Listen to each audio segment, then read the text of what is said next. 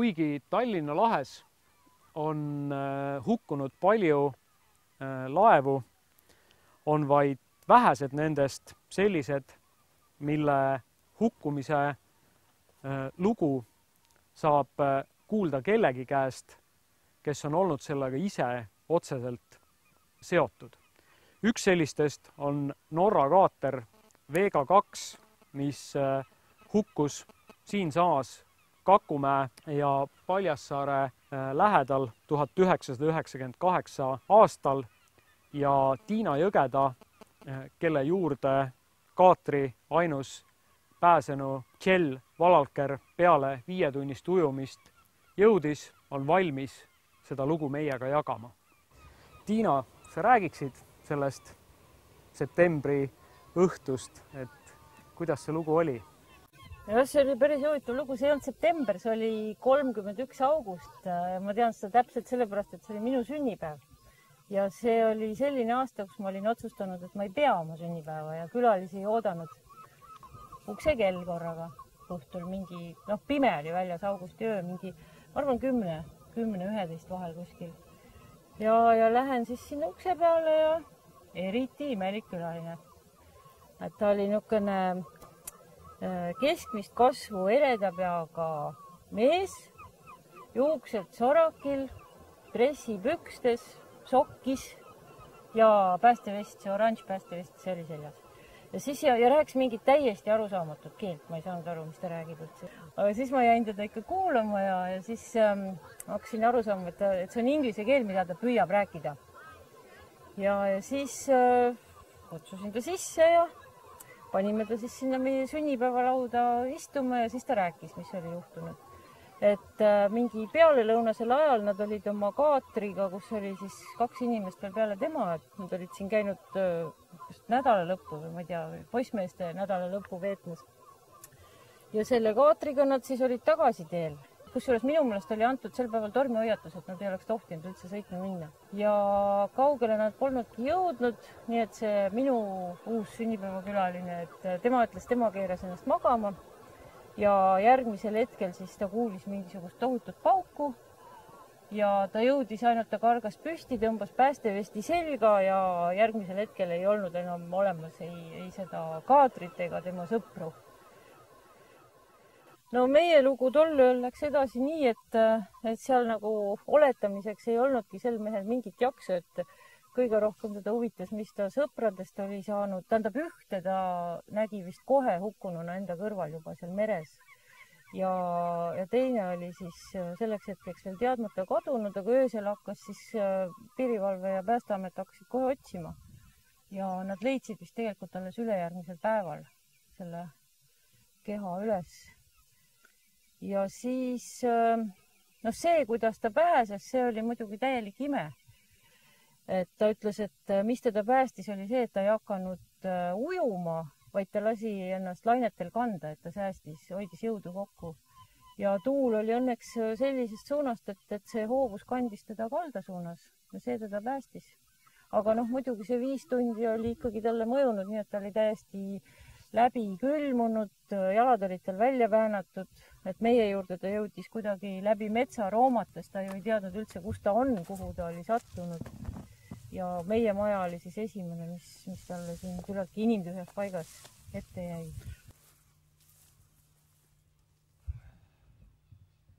Ja siit samast Kakumäe rannast, kus me praegult oleme, siit samast ta siis tuligi merest välja, enne kui algab see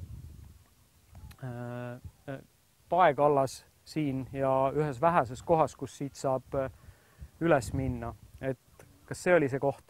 Ja see oli täpselt see koht, sellepärast, et kui ta pärast mulle kirjeldas, et kust ta üles tuli, siis mul ei tekkinud mingeid kahtlusi, kuna see on tõesti praegu ainuke koht, kust saab siin sellel rannikul kaldalt üles. Ja siit ta siis üles ronis, ta leidis ühe mahajäetud soojaku, kus ta siis natuke puhkas ja turgutas ennast ja siis hakkas tulema läbi metsa. Ta tuli lihtsalt Tallinna tulede poole, et ta ei teadnud, kuhu ta üldse liigub või mis teda ees ootab. Nii ta sealt välja jõudis siis.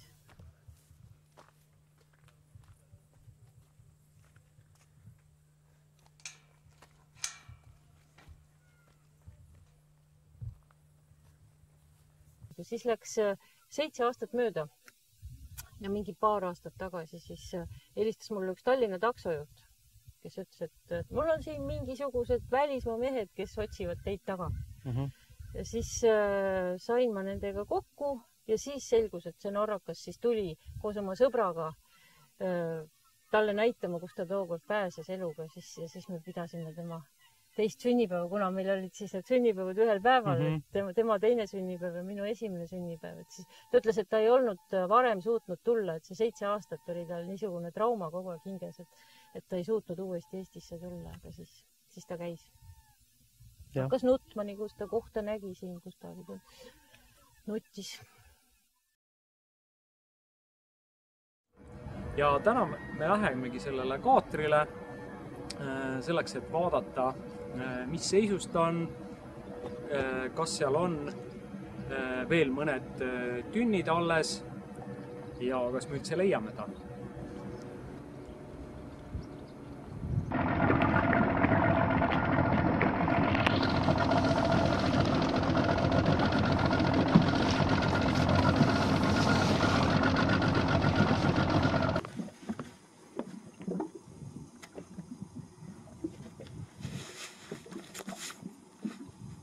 Võta see kirjutusplaat ka äkki, tähtsalt minu öelda. Siis riil on minu käes. Jah, siin alati küsimus. Nii, ma lähen alla, panen riili ankru külge kinni ühe otsa. Jätan riili enda kätte ja annan kuni selle Hakkab põhjasuunas minema. Põhjasuunas minema ja siis kuni selle sõlmeni. Nii, ja siis lähme vasakule. Ja siis hakkame vasakule ringi ujuma. Okei, hoides riili kogu aeg pingul. Arvalt ei ole all? Ei ole.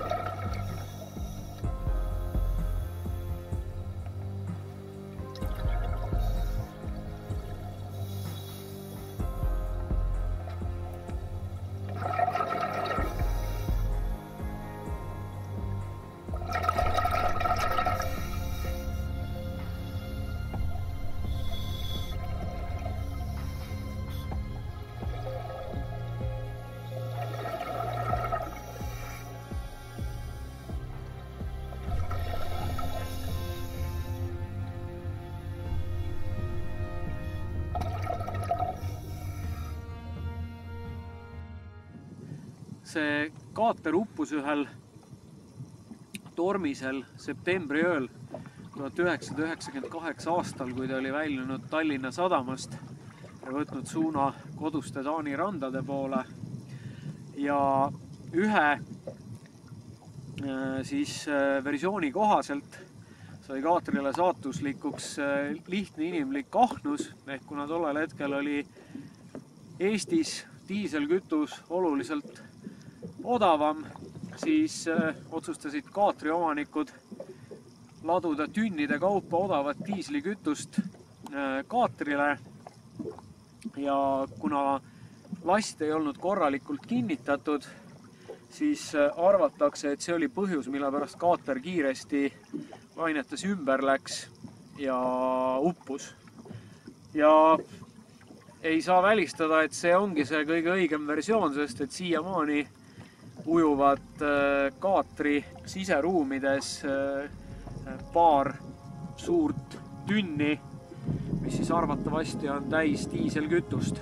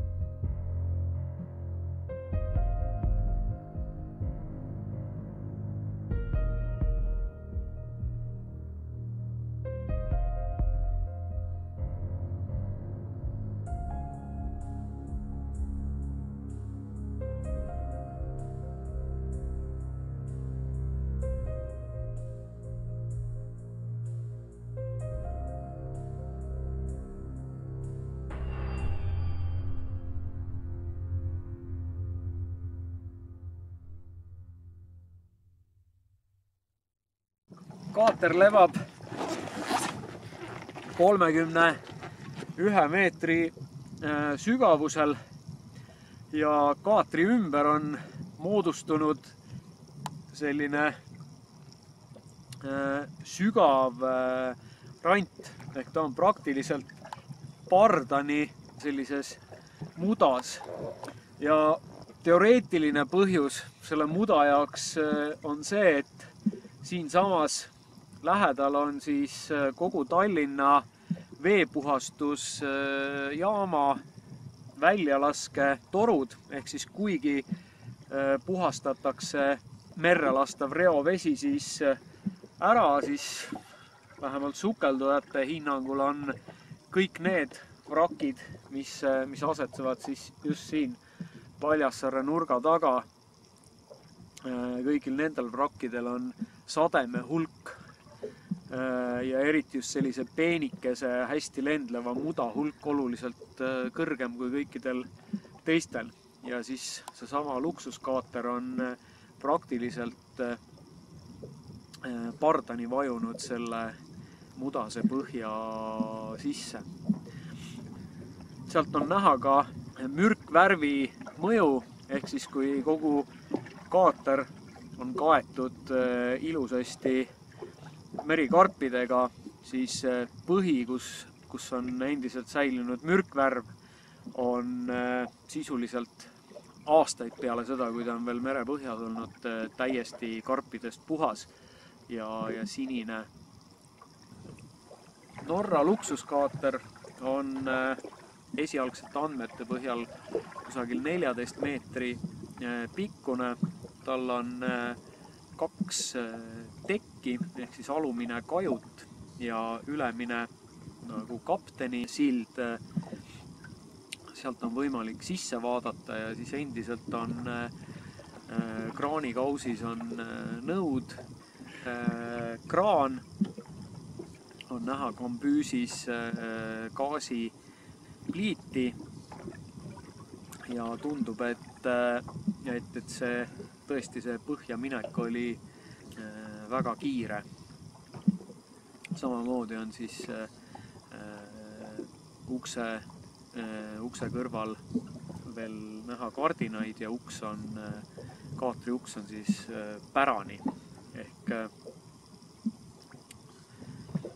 tundub, et kui see kaater uppuma hakkas, et siis oli kiire minek, millest siis ajakirjanduses on rääkinud ka kaatri pealt ainukene pääsenud reisija.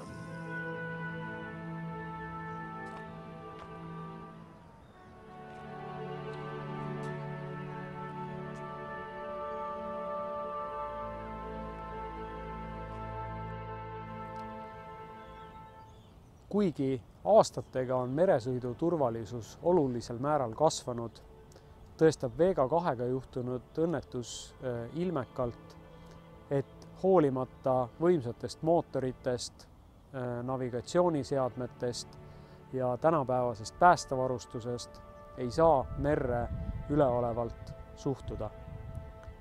Samuti näitab see juhus seda, et rannarahvas on endiselt valmis hädasolijaid aitama, nagu ka muistsetel aegadel.